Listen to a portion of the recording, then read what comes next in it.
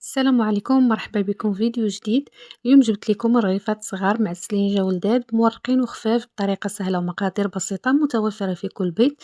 إلا بغيتوا تعرفوا جميع الأسرار باش تنجح لكم من أول تجربة، تابعوا معي الفيديو حتى الأخير. كناخد قصرين اللي غادي نعجنو فيه، كنديرو 4 الكيسان ديال الفورس يكون دقيق ديال الحلويات، كنزيد عليه بيضة، كيس ديال زهرة البرتقال أولا كيس ديال الفاني اللي بغيتو، جوج خمارات حمرين، شوية ديال الملحة تقريبا نصف معلقة صغيرة. صافي هادو هما المكونات اللي غنحتاجو في هاد الرغيفات هادو. تنخلط وتنكب الماء دافي اولا ما بارد وكنعجن هاد العجينه. هنا العجينه هزات ليا كاس لاروب بالحساب، يعني 4 الكيسان ديال الدقيق هزات ليا كاس لاروب ديال الماء. العجينه ما كندلكوهاش، غير كنجمعوها فقط، ما كتكونش خفيفه وما كتكونش قاصحه، يعني قوام متوسط. وتنعجنوها غير شويه ماشي بزاف، فقط ما كيبقاش دقيق عندنا باين. وكنديرها فواحد السوبيره وتنسد عليها اولا بلاستيكه وتنخليها ترتاح. من بعد تنقطع العجينه كريات صغيره بهذا الحجم هذا، كندير يدي في الزيت وكنقطع وكنكورها بهذا الشكل هذا، كيجينا ساهله دغيا تتكور. وكنساليو الكميه اللي عندنا بسرعه.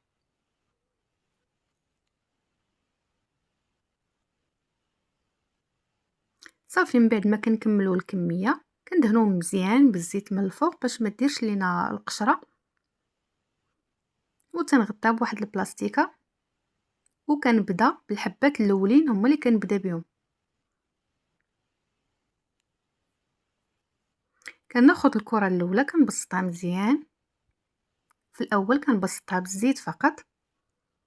من بعد ما كنسرحها كناخذ واحد الخليط اللي درتو بين الزيت والنشا، شويه ديال الزيت ندير فيه 2 معالق عامرين ديال النشا، هي اللي كنديرها لداخل باش كنورق بها هاد العجينه هادي. كندهن الرغيفه من الفوق بالنشا والزيت وكنديرها على شكل مسمنه، كنديرها هكا مربعات كيعطيوني مربعات صغار. هاد النشا هو اللي غادي يعطي لها هشاشه لهاد المسمن هذا، وكيجي مقرمش من برا وطري من الداخل. نعاود معكم كرة تانية، كنبسطها في الاول بالزيت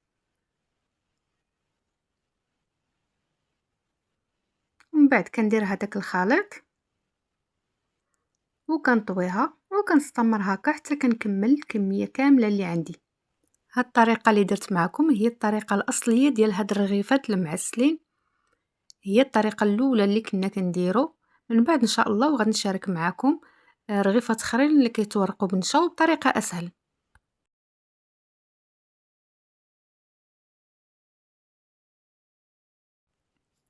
من بعد باش نتفاداو انهم ما يتحلوش لينا في القلي، كندير شويه ديال الماء مع شويه ديال الدقيق كنخلطهم وكنسد بهم الطرف الاخير ديال العجينه باش نتفاداو انهم يكونوا نقلوا ما يتحلوش لينا.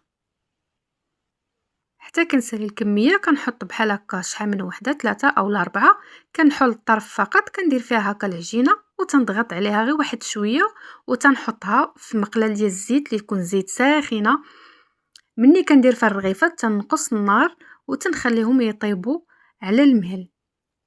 سر هاد الرغيفات باش يجيكم مقرمشين واللون ديالهم محمر موحد هو انكم تنقصوا النار وتبقاو ديما تحركوا.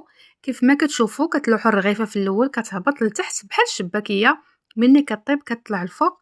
كنبقى نكب عليها الزيت هكا بمعلقه حتى كتنفخ صافي. ومن بعد كنقلبها، ما كنخليهاش على جهه واحده، يعني كل مره كنحركها وكل مره كنقلبها باش كتاخذ داك اللون الاحمر وموحد.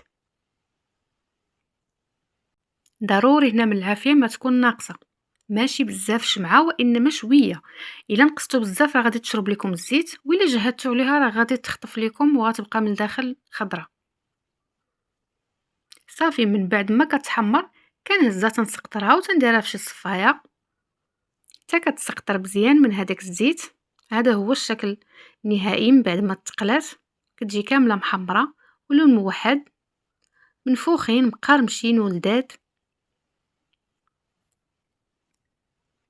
حتى ديك زهرة البرتقال كتعطيها واحد اللذة زوينة، وواحد الريحة ملي كتكون طيب حتى هي زوينة. من بعد هنايا انا درت العسل بالبانسو، يعني لكم الاختيار، الا بغيتو تغمسوها في العسل ديروها. انا ما بغيتش نكثر لها الحلاوه بزاف، درت غير هاد الطريقه هادي، دهنتهم غير من برا صافي، وتترشوه باش ما بغيتو، يا اما الزنجلان يا اما كاوكاو مهرمش محمر، يا اما اللوز اولا كاوكاو ايفيلي، يعني لكم الاختيار.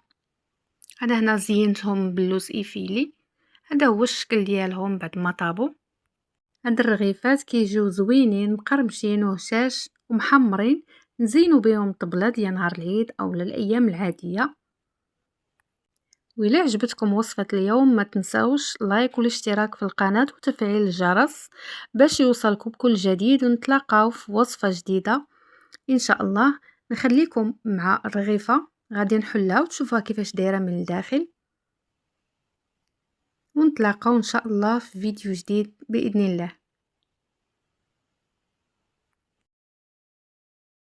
انا ما كرهتش نسمعكم التقرميشه، ولكن للاسف ملي كنت كنصور كان حدايا الهضره والصداع، داكشي علاش ما قدرتش ندوز لا فيديو كما هو،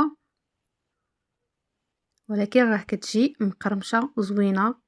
كنتمنى انكم تجربوها في ديوركم، والى لقاء مقبل باذن الله.